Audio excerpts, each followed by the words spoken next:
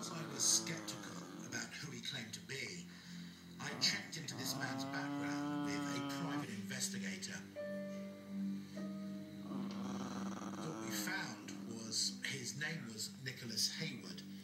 He was the adopted son of Sir Harold Hayward, a former advisor to Prince Charles. Bothers you.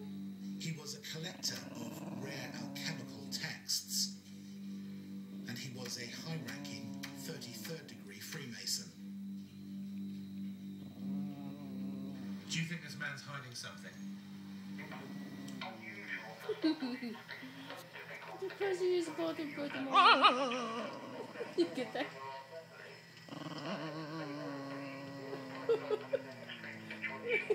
She's pissed.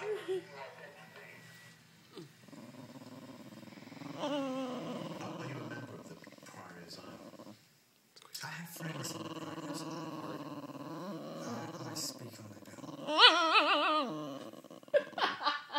Sounds not really assumptions. I just does not choose to. Kaji.